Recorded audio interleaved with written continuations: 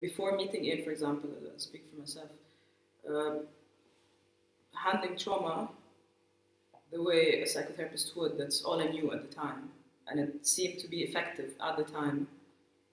But then, I'd say over the past year, attending the training allowed me to see, like, beyond what I've known for the past 10 years or so, or beyond what I was taught as a therapist. So now I see the other way working more effectively. So yeah, I would go with the three principles. You'd definitely. rather go with the Yeah, so it doesn't really cancel it out, but maybe it's a different way of looking at it. Some of my work previously would involve taking people back into painful memories. So it would be not dissimilar to what you were doing. And with the idea that the person had been holding on to something unconsciously, by reaccessing that, bringing it into conscious awareness, they'd be able to free themselves of it. And I too saw that help people. Yeah? So there's no question that it can help. However, I also saw it not help quite a lot of people. When someone goes through, let's say, a process of reconnecting with a painful memory, if, as a therapist or as just a person who's helping, if you're able to hold a space for that person that feels to them like a safe space, so that, and they can feel that there's a lot of acceptance and that there's somebody there who's caring, who cares about them, who's holding the space for them, it's a non-threatening, safe environment, then what can happen is that that person can relax, even in the midst of accessing a traumatic memory. They can relax enough so that their mind opens and suddenly they see something about it differently. In other words, what happens is they get an insight. And it's the insight that does the healing. That's actually what does the healing. It looks like all of that process of them going into the memory and so on does the healing, but it doesn't. Because a lot of people can do all of those stages and come out without any healing. The importance of it, I give people the example of what we call the wisdom of hindsight, where you've had something happen in your life, and at the time you would have said, my God, it was a disaster. It's the worst thing that happened. 6 months down the line, you say, you know what, it wasn't so bad.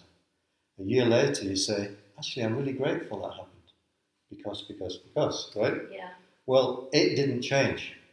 What changed is the way you're thinking about it now.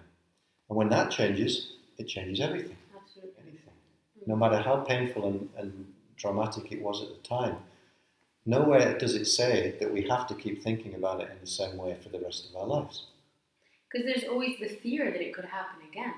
Yeah. And the fear of feeling the same way it felt again. Yeah. So you keep scaring yourself. That's exactly again what, and again and that's again. exactly what we do. It's exactly what you're saying. We're scaring ourselves about something which is no longer happening. Yeah. It's just happening in our own heads now. But we don't see that we're doing that to ourselves and that we could do something else. Yes. Anybody who sees that actually they could think about it differently, as soon as they see that, obviously they do. It's a no-brainer. As soon as you see that there's a choice around it, you let go of thinking about it that way and you allow yourself to think about it in a fresh way. Yeah. Going back to different studies, the whole idea of special education for kids with special needs. In Egypt, we've had this problem for quite some time, that parents tend to not want to believe that their kids have a learning disability or a specific behavioral problem that's affecting them in the classroom and all of that.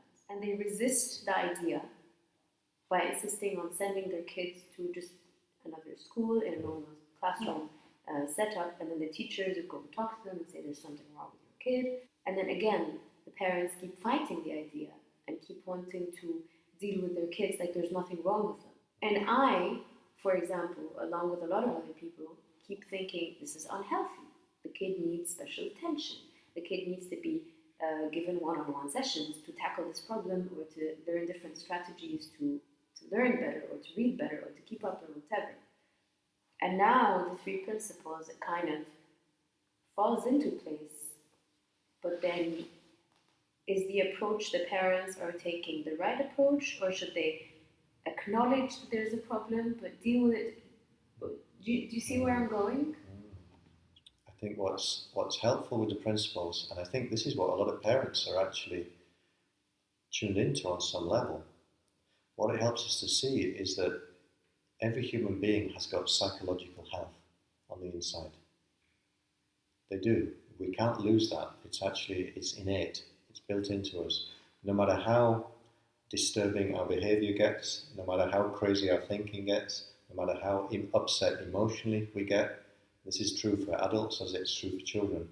Underneath that, they've still got psychological well-being. Since the parents are kind of intuiting that, they know that even though kids behaving maybe in a way that's different to everybody else, they know intuitively that this kid is still okay. There's a place where they're still okay. And that's not been acknowledged by the system, And the problem I've seen is that as soon as we start labeling someone as having special needs or psychological disorder, what we focus on now is what's wrong with them, what we think is wrong with them. And we start seeing them as somebody who's essentially damaged, broken, lacking something that other children have. And we start trying to replace it or compensate for that perceived lack. But maybe that isn't real. We start from the premise that no, actually they have what they need. It's just that right now, they're not able to access it and express it in a healthy way.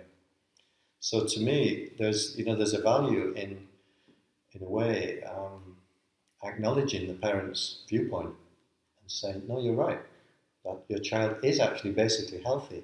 And right now, they're displaying some behaviors and some, let's say, psychological tendencies which are not so healthy, which are going to be problematic for them at school. So let's give them some help.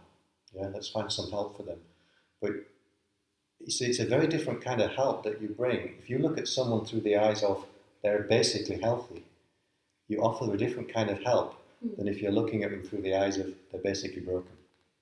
There's something missing. There's something wrong. Even if some of the approaches you use are actually the same approaches, it will have a different outcome depending on where you're standing in relation to them. And how you say it, maybe, and how you package the whole thing. Yeah. I was visiting some friends with my daughter, who at the time was 10 years old. And she was going to be, we were hanging out at somebody's house, a mutual friend's house, and another friend brought her son along to play with my daughter, who's about similar age, but they'd never met before. And before the children went together, the boy's mother kind of took me to one side, very concerned, saying, yeah, I just need you to know that my son's got a lot of behavioural problems. He's ADHD. He often gets very frustrated. When he gets frustrated, sometimes he can throw things and he can shout. I don't want your daughter to be upset, or, I just want you to know he's got these problems, okay? And I was like, all right. And she said, could you have a word with your daughter? So I just spoke to my daughter, but somehow it didn't feel right to me to kind of lay all this on her and have her be anxious, So I just said, here's this boy, why don't you just hang out together? If you need anything, give us a shout. So I didn't give her any preconceived notions. And they went off and played together. We were downstairs having coffee. And after a while, we checked in on the children. They're playing with some video game, having a great time. Yeah, there was no evidence of behavioural disorder whatsoever in this young boy. And I'm pretty confident they could have played for the whole day, and that would have been the case. I had to drag my daughter away. So when we're driving away, I said to her, how did you get on? How did you find that experience? She said, oh yeah, it was nice. We had fun. And I said, how did you end up playing with the video thing? She says, well, I didn't know the house. I've never been there before. I know he has. So I just asked him, what would you like to do? What could we do here? And he said, well, do you want to play Wii boxing or something like that? And she says, well, I don't know what that is, but if you teach me, we can play. So I was really struck by this because, see, in her eyes, not only was he perfectly okay, perfectly healthy, he was a potential teacher. It's an added value to right? the thing. Yeah. So, of course, when she saw him through those eyes, that's what was evoked in him.